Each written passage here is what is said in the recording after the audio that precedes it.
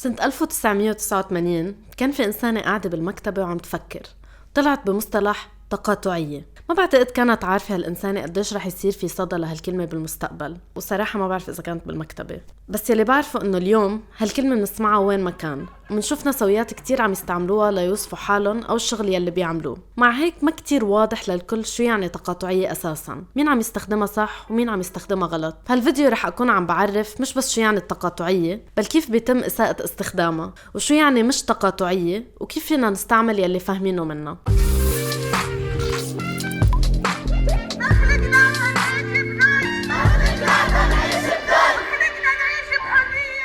الجو بأمريكا بالسبعينات والثمانينات كان حامي، كله عم يفكر ويحلل والنقاش السياسي بأوجه. فبسنين الماضية صار في كتير تغييرات. النساء المفروض أخذت حقوق اقتصادية وسياسية مساوية للرجال، وكمان المفروض تم تحرير العبيد وصار مواطنين مثلهم مثل الأمريكي الأبيض. مع هيك كانوا عم يسألوا بعض النسويات، خاصة المفكرة القانونية كامبرلي كرانشو، ليش بعده الوضع زفت؟ ليش الوحدة إذا كانت مرة وسودة بنفس الوقت بتاكل هوا مرتين زيادة بسبب الذكورية من جهة والعنصرية من جهة تانية؟ ليش إقلال النساء السود بالكونغرس؟ ليش هن أكتر الأشخاص يلي بيعتمدوا على معونات الدولة؟ ليه عم يجي الاضطهاد مزدوج عندهم؟ لهيك طلعت كامبرلي بالنظرية التقاطعية يلي بتقول الأنظمة المختلفة بتتقاطع باضطهادها للأشخاص. وحفسر أكتر، هالنظرية انتشرت مثل النار، بس للأمانة ما كان السبب إنها جديدة وما حدا مفكر فيها من قبل. بالعكس، عدة نسويات فكروا بالموضوع، مثل المناضلة أنجيلا ديفيس يلي كتبت كتاب كامل عن كيف العنصرية والرأسمالية بيأثروا على تجارب النساء مع الظلم.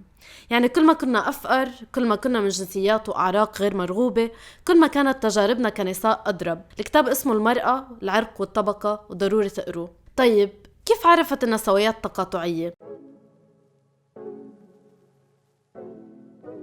عرفوها كأداة ممكن نستعملها لفهم الظلم على كذا درجة. مثلا تقاطعية بالسياق الشخصي بتفسرنا ليش تجاربنا الشخصية بتختلف ولو كنا كلنا نساء. ليش مثلا أنا تجربتي كسارة لاجئة بس متعلمة جامعة ومستقلة ماديا ومدخولي بيسمح لي أعيش كمية من الحرية تختلف عن تجربة سنة يلي جاي من بلد أجنبي فقير لتشتغل بتنظيف البيوت وحريتها مقيدة من قبل الكفيل تبعها، مع أنه نحن الاثنين نساء. ليش إذا تعرضت لتحرش من قبل شخص بالشارع بحس براحة أكتر إني أقدم شكوى من سنة يلي على الأغلب رح يقولوا شو ليش طالعة من البيت أصلا؟ كفيلك قبلان بالموضوع؟ مش بس الجندر بيحدد قديش نحن مقموعين، بل مدخولنا، طبقة يلي مننتمي إلها، أوراقنا القانونية، عرقنا، وضعنا الاجتماعي، كلها أمور بتحدد قديش عنا حرية وخيارات. التقاطعية كمان أداة تستخدم في الشق البنيوي، يعني لتفسير ليش الأشخاص بالمجتمع بيطلع لهم فرص مختلفة تحت نفس الحكومة، مثل فرص التعليم والصحة والوظائف.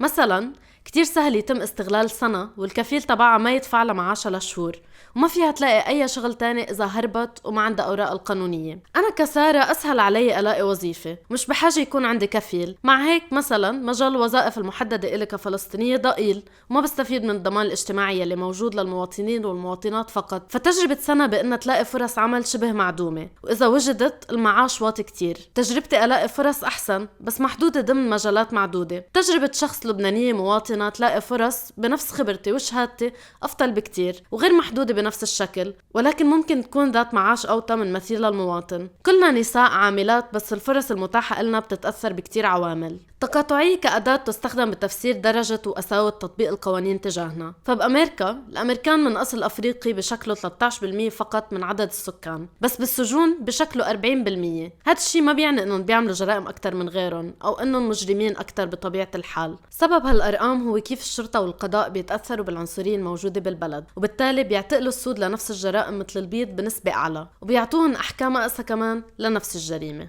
تعريفات بتشمل كتير أمور، بس هلأ واضحين إلى حد ما هيك؟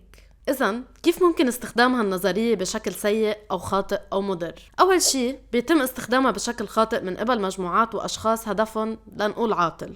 رح أفسر أكتر. لما مثلا نقول للحكومة هاي حكومة ما عم تسمع أصواتنا كنساء، القوانين ما عم تتغير، المؤسسات كلها واقفة ضدنا، مناهج التعليم بعدها بتحكي عن النساء بشكل كاريكاتوري ونمطي، بليز أعطونا قطعة حقوق. فبتيجي الحكومة بتقول نحن لها، أنا عندي الحل، هاي حطينا لكم مش بس امرأة بل 30 بالحكومة، شو بدكن أحلى من هيك يا فامينيست؟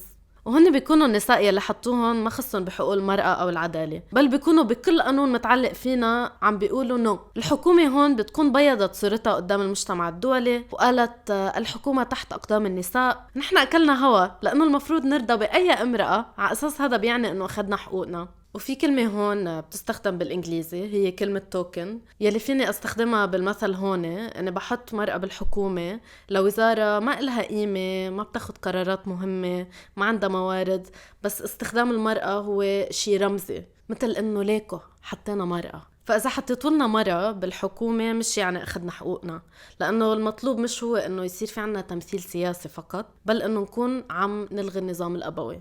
هذا الشيء ما بيعتمد على كم مرة عنا بالحكومة قد ما هو بيعتمد على هاي الحكومة شو عم تعمل، شو عم تغير. هل عم تغير المؤسسات الأبوية؟ هل عم تناهض الأبوية بالقوانين وبكل شيء ممكن تناهضوا فيه؟ هذا يسمى بسياسات الهوية.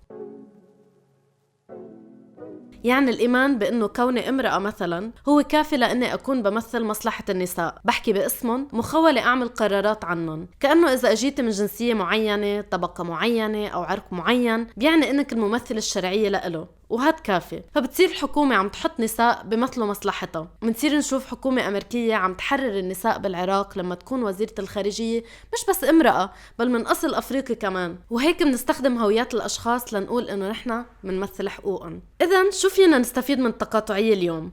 أسهل شيء هو إنه نضل عم نستعملها كأداة لنفهم الفروقات بالتجارب مع الظلم، لنشوف النسوية كحركة تحررية مش بس لإلي بل لغيري من الأشخاص يلي بتفرقنا خلفياتنا وظروفنا ولو ما بنشبه بعض. لازم نبعد عن سياسات الهوية كشي بيفرق حركاتنا، فبخلينا نعلق بالتنظيم ضمن هوياتنا فقط مع الناس يلي بيشبهونا، بدل ما نكون عم نشمل كل المضطهدين من النظام. يعني لما أقول إني أنا نسوية، هل تشمل نسوية العابرين والعابرات أو ما بقبلهم لأنه تجاربنا مش نفس الشي بالضبط؟ كمان فينا نرجع للأصل وللسياق القانوني يلي طلعت فيه النظرية، فمنصير نفكر بالتقاطعية لما نكون عم نفكر بالقوانين. فمثلا إذا عم بشتغل على قانون للعنف ضد النساء، هل عم يضمن حماية الأشخاص غير المستقلين ماديا، القاصرين؟ هل عم يعطي خيارات وشبكات أمان؟ هل عم يشمل اللاجئات والمهاجرات؟ هل عم يشمل العنف يلي بيجي من الشرطة؟ هل عم يتم إشهاره بالأماكن النائية والفقيرة كمان؟ التقاطعية بتساعدنا نفكر بكل هاي الأسئلة. انتو كيف برأيكم كمان فينا نستفيد من التقاطعية اليوم؟ هاي كانت حلقتنا لليوم.